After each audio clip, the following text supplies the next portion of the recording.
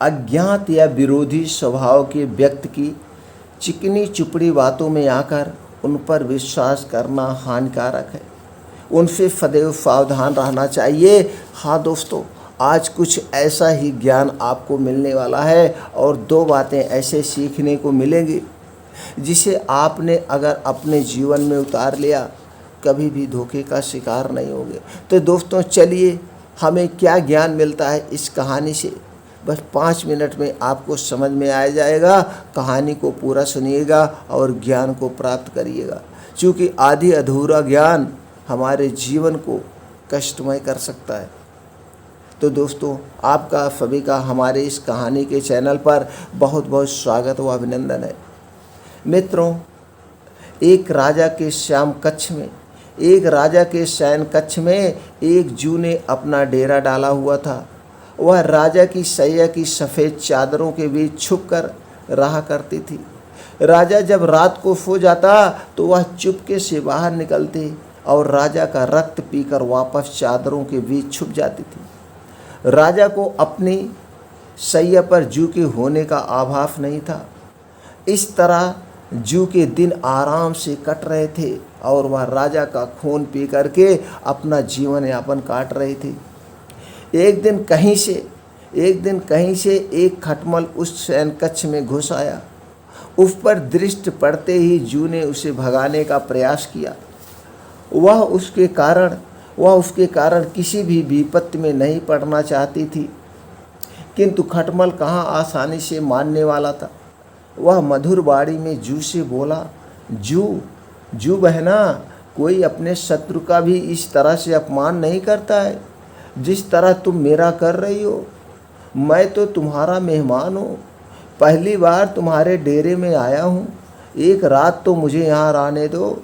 तुम तो रोज़ यहाँ के राजा के मीठे रक्त का पान करती हो, आज मुझे भी उसका थोड़ा स्वाद लेने दो।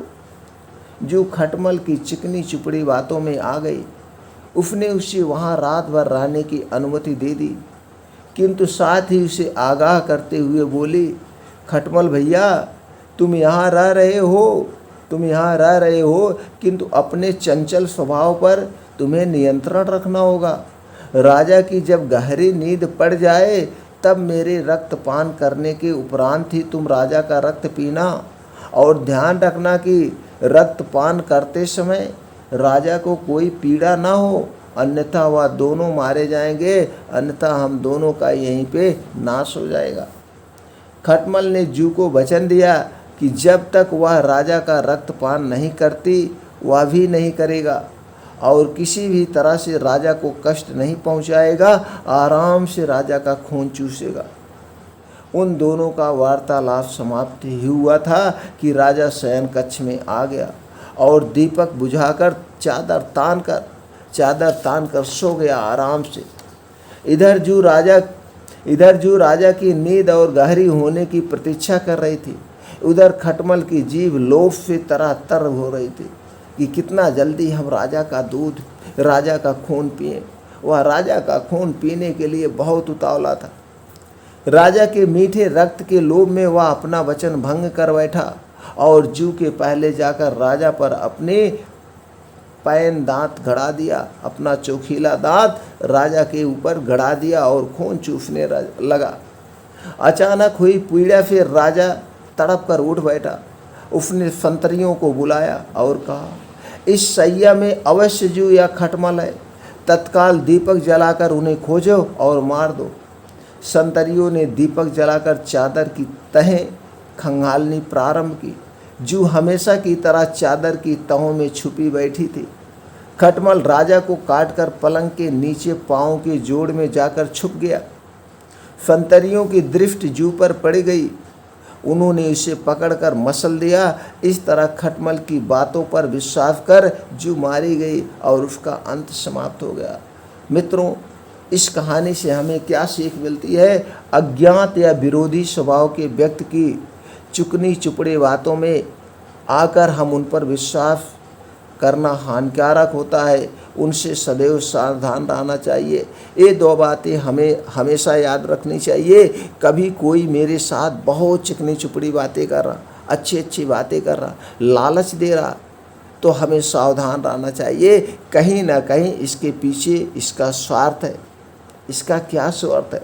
और कभी भी हम अज्ञात व्यक्ति के साथ तुरंत उसकी बातों में ना आकर उसके ऊपर हमें विश्वास नहीं करना चाहिए।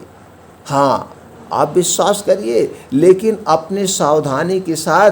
कहीं इसके मेरे साथ दोस्ती करने का क्या तात्पर्य है? क्या तात्पर्य है? उसके पीछे से उससे ज़्यादा आपको सावधान रहना होगा, तो आप कभी भी धोखे का शिकार नहीं होंगे। इसी तरह से और ज्ञानवर्धक कहानी को सुनने के लिए मित्रों, हमारे चैनल से जुड़े रहने के लिए चैनल को सब्सक्राइब करके बेल आइकॉन का बटन ऑन कर दीजिए।